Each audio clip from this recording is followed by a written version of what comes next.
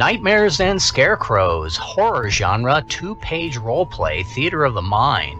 2-page roleplay, exactly as advertised. There is a character page. I'm going to play Lord Rob. He is a presbyter, or presbyter, and which means I'm pretty good at censure. Not bad at paranormal, but if I ever have to do something anything, it's going to be a lot harder because I'm going to be rolling 2 dice and taking the lower.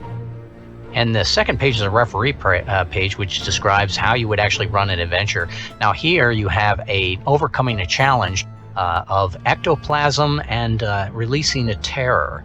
Now these games can be played as modern horror. They can be played as Victorian horror, which is what I'll be doing tonight. You can play any time in history. You could play in the far future. Horror be horror. Nightmares of Scarecrows.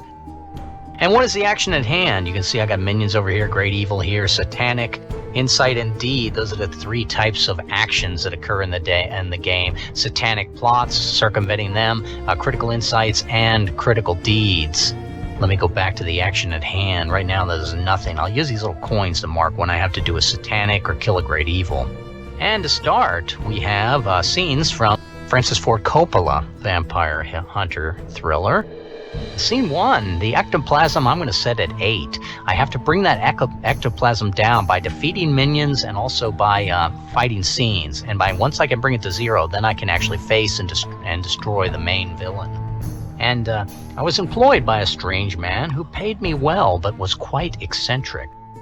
He would not touch silver, and he had a great deal of it. I thought of the 30 pieces, the price of which Judas was paid to betray our Lord and Master. And we'll go right into scene 2 here. Some scenes can just be exposition in any game. Probably we don't use enough exposition in roleplay. And scene 2, by passing a scene, I'm going to drop the ectoplasm down to 7. He attacked me with a knife. I have no idea why he did that. I had to fight to escape. I have to circumvent a satanic plot. So I go to my character sheet here, satanic plot. Now I am a presbyter, and that's really what I can do well, is I can censure to try to get this satanic plot. I'm going to roll 2 dice and take the better. First dice rolls of the game. Here it comes. And a 6. A 6 is I easily defeat this evil that has been presented to me. Jesus entered the temple, and he drove out all of those who were there who were buying and selling. He would overturn the tables of the money changers and the benches of the selling droves. I flipped over a table here because I knew this guy was strange. Strange, I'm not sure how, but why would he attack me suddenly? But he was shying away from the silver. And so when I flipped the table and the silver went scattering about the room, it caused him to flee. I go to scene 3. My ectoplasm has dropped a bit. Scene 3, my ectoplasm is at 6. My father told me not to become a clerk. Render unto Caesar the things which are Caesar's, and unto God the things that are God. My dad wanted me to be a vicar. As I escaped, I noticed he was licking the blood from the razor that he nicked me with. Seems odd, but at least I'm alive. Of all the things I've heard of vampires and folklores, this guy just didn't seem like one of them. Yet now I was confronted by the strangeness of this lord. It could be that all these fiends are just simply eccentrics? I don't know. He did not seem to have very super strength, nor was he able to turn himself in some sort of animal form. He did shy away from silver. Regardless, once I got out of there, I would purchase a proper kit at a second-hand tarot shop. A briefcase that contained blessed water, a crucifix, and a pouch of mustard seeds. I'm down to ectoplasm of scene 4? Yes, scene 4 and ectoplasm of 5.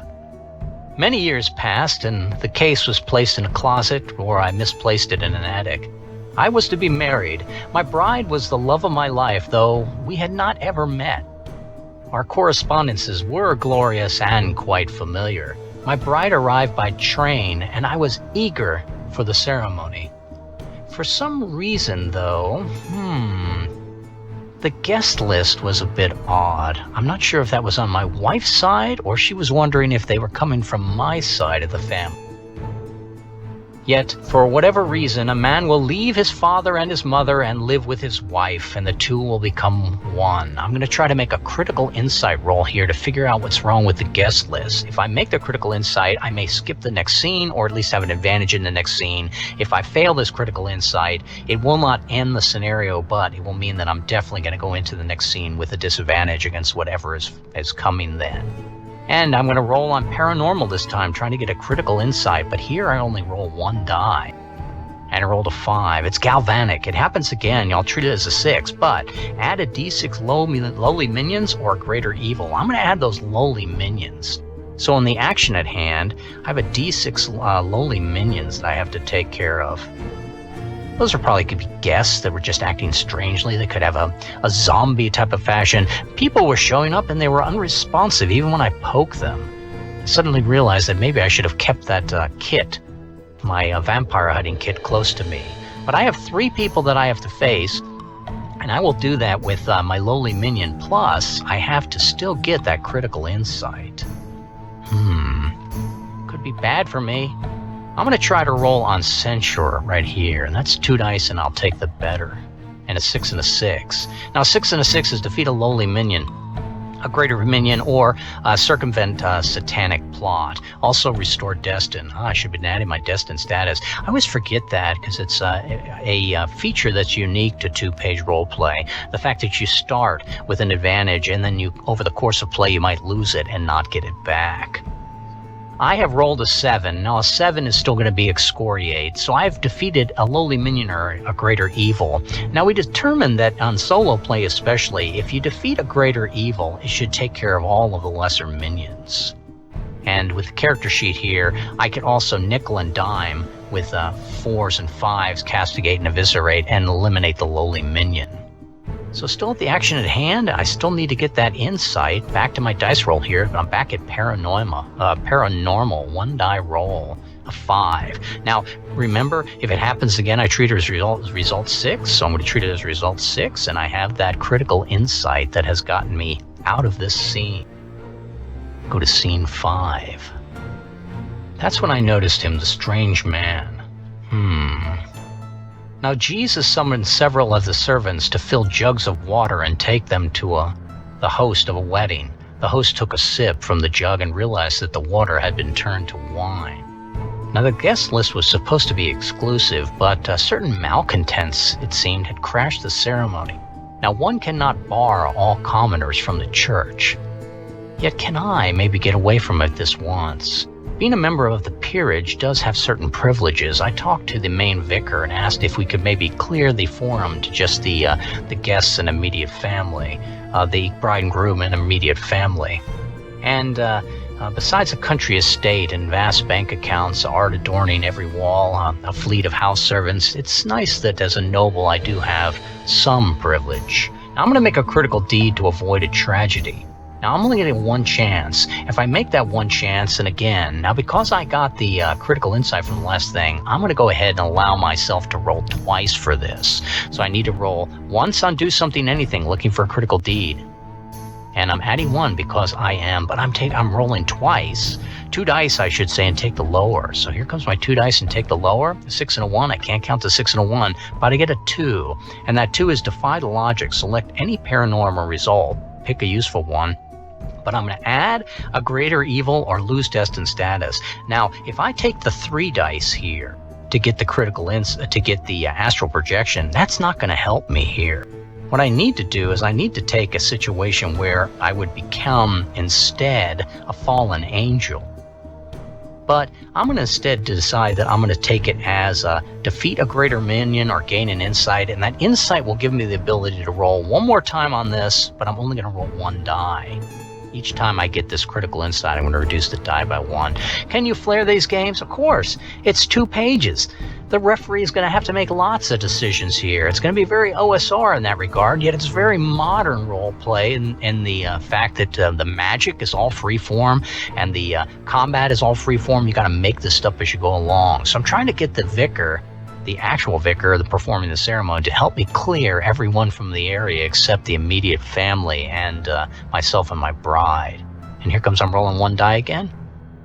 And I rolled a 6. A 6. I got my critical deed. Wow, I am just doing swimmingly here. But she's not dead. She's only injured. She was attacked. Jesus then gave out a loud cry and breathed his last. At that moment, the curtain hanging in the temple was torn in two from top to bottom. The earth shook, the rocks split apart, the graves broke open, and many of God's people who had died were raised to life. My bride seems like she is injured by the stranger. And then suddenly I realized, have I met this man before? And did I need proof? Why would he be so young? Maybe it's the son of the person I met. So I'm going to try to roll a critical insight. I only roll 1 die for a critical insight, but because I got the deed in the last scene, again, I'm going to add a die to that. I'm going to roll 2 dice on critical insight here. 2 dice. And a 6 and a 2 plus 1 because I'm destined. I got my critical insight. I am walking through this scenario. Wait till the end when I fall to pieces, I guess, huh? And that's when I realized that, yes, I'm actually facing the same man I faced before. The devil has thus transported Jesus to the top of a great mountain and shown him all the kingdoms of the world. Now, where did I put that case with my accoutrement to slay bloodsuckers? I'm going to have a critical problem here. Now, with a critical problem breaks down into a series of critical insights and critical deeds. How many? Well, probably 1 of each. Let's see if we can make the critical insight first. I'm rolling 1 die. 1 die. A 2. 2 is silent screams. I'm going to add a second critical insight or lose my destined status. So now I really have 2 critical insights and 1 critical deed. And this is where I tempted faith. It's getting a lot more dangerous. Now, if I go to my character sheet and go back to what I do best, I could get the Eviscerate or Castigate roll and end up getting a modifier to change 4 to 6 and 5 to 6. Now, that can help me out greatly here, but it also adds minions or evil to the game. I'm going to go back to Censure and try to bring out the crucifix that was there in the chapel, perhaps at the burial plot, and I'm going to roll on this table here 2 dice. Taking the better roll, a 2 becomes a 3 with my destined status. I'm shaken. I'm going to lose 1, Excoriate, Eviscerate, or Castigate. I'm going to lose my Castigate, a 4, and add D6 lowly minions of greater evil, plus lose my destined status. Oh, that was a terrible roll. Let's roll, let's get a D6 lesser evils, 3. So 3 minions are going to show up. Ooh, boy, it's looking bad. I'm going to go ahead and just punt this thing. 3 minions show up. I'm going to have to flee. 2 insights and a deed, plus I'm handicapped. No, I'm just going to flee this scene. And when I flee this scene, it makes the next scene, scene 8, that much more harder for me. Ectoplasm is down to 1, though. If I can just get through this next scene, I'm attacked by the brides. He has sent his undead harlots to attack me. I'm going to 0 the scene here. 14 minutes, I try to keep these short and just right to the point. Just trying to demonstrate the mechanics a little bit, just trying to show how you can flare these actual actions. And I have a character here, and I'm going to have, he sent his harlots. I need to fight 3 lowly minions or accomplish a critical insight. I could try rolling for that 1 die critical insight, but it's what I do best is Censure. So I'm going to use the accoutrement that I have inside of my demon fighting kit here. Out comes the holy water, and a splash. Here comes 2 dice roll. And a 5 and a 2. Did I lose my destined status? No, I would have lost my, I would have lost my destined status from last turn. So Eviscerate, defeat a lowly minion, that would be one of the 3, or treat 5s as 6s. I'm going to treat the 5s as 6s, and I'm going to add another D6 of these guys. 7. I got 7 I need to defeat, but I can defeat them with a great minion. Back again at Censure. 2 dice, a 3 and a 3. Add 1. Nope, I'm a 3 and a 3. I lost my Castigate again. 2 dice, 4 and a 1. A 4, I lost the Castigate. When you have the same result that happens, you're shaken. Limit your options. Treat 6, 5, and 4 results as 3. And if there's none left, oh wow, 1 critical D to remove. All right, so now I've lost my Eviscerate too. So Castigate twice, I lost that. Second time I lose it, I'm going to lose my Eviscerate. All I have is a 5, and I don't have destined status yet. 2 dice, could be the end of me. 2 and a 4. A 4. I've lost my excoriate. I've lost my excoriate, eviscerate, castigate. I'm just overwhelmed by the amount of monsters in here. I may have to go back to do something, anything, a critical deed to get something back, or I can try the critical insight to get past this. 1 die, critical insight. I am not destined. 6. Now, do I take the critical insight and go into the final battle without destined? Or do I risk that I can roll now 1 die on this table, but I add 1 to it? There's also critical insight on a 4. All right, I'll take my destined status back. I'll risk it, and I'm going to roll 1 more time on paranormal. I cannot roll on censure. It's just going to be evil there. Here comes my die. 6 to 6. Sometimes, lucky rolls are lucky rolls. And that 6, second time, plus allows me to get the destined status from last time, becomes 7 this time, critical insight. And I haven't killed the brides here, but I was able to get past them. The kingdom of heaven is like a grain of mustard seed, which a man took and sowed in his field, which indeed is smaller than all seeds, but when it is grown, it is greater than the herbs, and it becomes a tree, so the birds of the air come and lodge in its branches. So I pulled the mustard seeds out from my accoutrement case, threw them on the ground, and the vampires felt compelled to count them all, and while they counted them all, I ran away. Final scene. Is it possible I might win this? Well, you never know until it happens. And I finally now have to face the main bad guy. Without blood, he's aged back to where he is, or this is all just a phenomenon of some weird inbred nobles. I confront by the guy. I've already done all the ectoplasm. Ectoplasm is 0, so now he has Beelzebub in him. It is the chief of the demons who gives him the power to drive them out. I need to kill this greater evil in order to win. I confront them at night. Perhaps that was a mistake. I am destined. I have to defeat a greater evil. I will roll on censure. I had lost these 3 in the last scene, but you can see that these things actually heal themselves from scene to scene. So here I go. Let's roll to see, let me see, censure, 2 dice, looking to defeat a greater evil in order to win. 2 dice, fighting the vampire knight, +1 because I'm destined status. I get the excoriate. I defeated the greater evil. I pull out the crucifix and burn his forehead, and then I pull out a silver knife and I stab it deep into his heart. Then to make matters, ensure the death, I pound a stake into him.